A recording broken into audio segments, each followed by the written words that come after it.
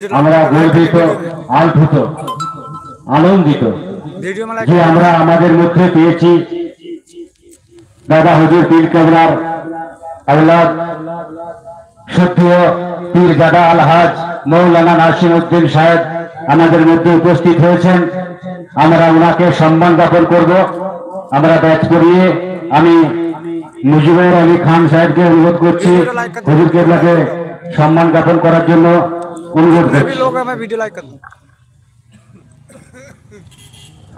নারে তাকবীর, নারে তাকবীর, নারে তাকবীর, নারে তাকবীর, নারে তাকবীর।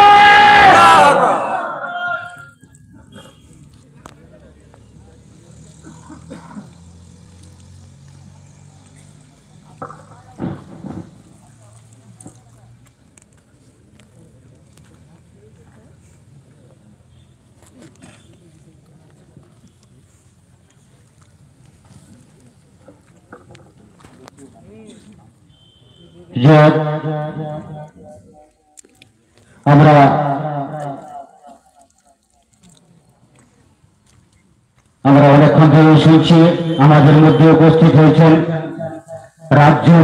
রাজ্য সম্পাদক মন্ডলীর সদস্য মহাদিস ফাইজ ভাই সাহেব আমাদের মধ্যে উপস্থিত হয়েছেন। ওনাকে আজকের এই সভায় আমরা পেয়ে খুবই গর্বিত। ওনাকে কিছু বক্তব্য রাখার জন্য আমি অনুরোধ করছি।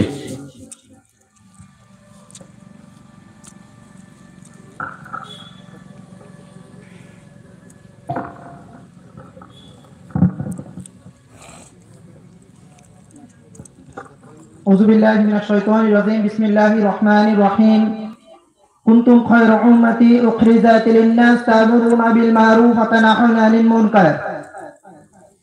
আজকে উপস্থিত শ্রদ্ধেয় পীরজাদা নাসিরউদ্দিন সাহেব, এছাড়া আমার সামনে উপবিষ্ট আমার শ্রদ্ধেয় মুরব্বী সহ ছাত্র এবং আমার মাইকের আওয়াজ যতদূর পৌঁছাচ্ছে মুসলিম অমুসলিম সকলের প্রতি আমার অন্তঃস্থল থেকে ভালোবাসা, প্রীতি এবং সালাম। আসসালামু আলাইকুম ওয়া রাহমাতুল্লাহ।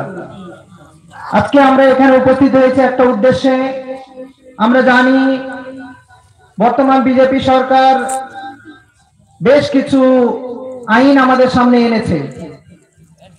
শুধু আজকে নয়, প্রথম সরকার আসার পর থেকে কোথাও বুলডোজার চক্র, কখনো নো এনআরসি, কখনো ট্রিপল তালাক, এই বিষয়গুলো এনে আমাদের মাঝে একটা বিভ্রান্ত সৃষ্টি করার চেষ্টা করছে।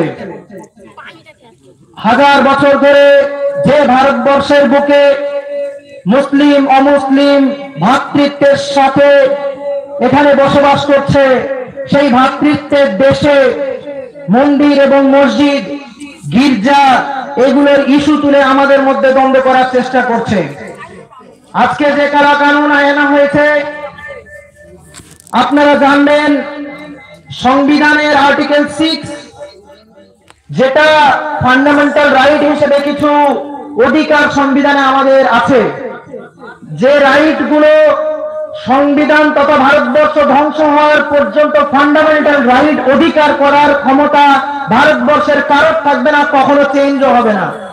সেই ফান্ডামেন্টাল রাইটের মধ্যে একটা হচ্ছে আর্টিকেল 26, যেখানে হচ্ছে মুসলিম অমুসলিম হোক, প্রত্যেক ধর্মের মানুষ তারা তাদের ধর্ম পরিচালনার জন্য যদি কোনো প্রতিষ্ঠান তৈরি করতে চায়, যদি কোনো ইনস্টিটিউশন তৈরি করতে চায়, যদি কোনো মক্তব তৈরি করতে চায়, মাদ্রাসা তৈরি করতে চায়, মন্দির তৈরি করতে চায়, তারা তাদের স্বাধীনতা অনুযায়ী তারা নিজেদের মতো করে করতে পারবে এবং সেটাকে মেনটেন করার জন্য তারা তাদের মধ্যে থেকে কমিটি তৈরি করবে, তাদের মধ্যে মোতাল্লি রাখবে, তারা তাদের মধ্যে তাদের সমাজের মধ্যে থেকে বাছাই করে কিছু মানুষকে তার জিম্মাদারি দেবে।